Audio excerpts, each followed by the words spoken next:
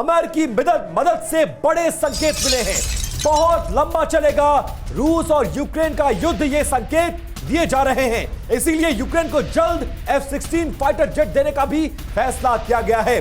America के पूर्व सैन्य अधिकारी की हवाले से यह खबर फिलहाल सामने आ रही है। लॉन्ग रेंज मिसाइल्स के साथ साथ F-16 फाइटर जेट भी दिए जा सकते हैं यूक्रेन को।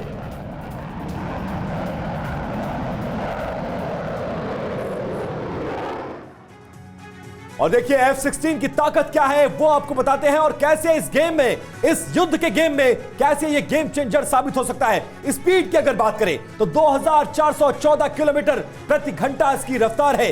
रेंज एक बार में 4220 किलोमीटर तक की उड़ान भर सकने में यह सक्षम है।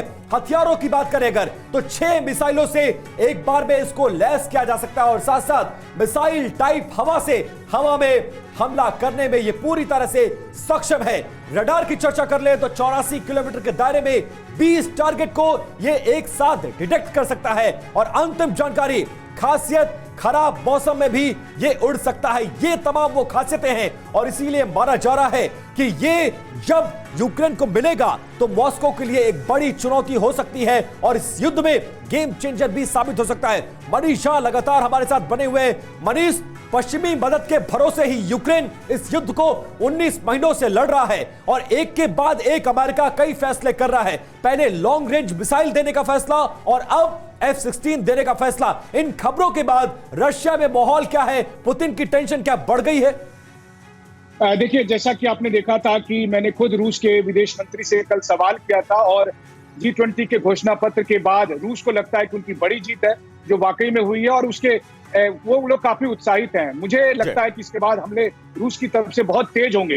लेकिन आप देखिए, अमेरिका ने लंबी दूरी की मिसाइल देने का फैसला किया है, F-16 भी आएंगे। यही बात तो रूस कह रहा था, और इसलिए मैं कह रहा हूं कि अब रूस और नाटो के बीच जंग को कोई नहीं रोक सकता है, क्योंकि अमेरिका का यह फैसला रूस और नाटो के बीच सीधी जंग को दावत देगा। दरअसल देखिए होगा क्या, अमेरिका से लंबी दूरी की मिसाइल आएंगी, उससे यूक्रेन लगातार मॉस्को और रूस के बड़े शहरों पर अटैक करने की कोशिश करेगा। एक आध बार वो कामयाब भी होगा, बदले में रूस और अधिक हमलावर होगा। इस बीच F-16 आ जाएंगे।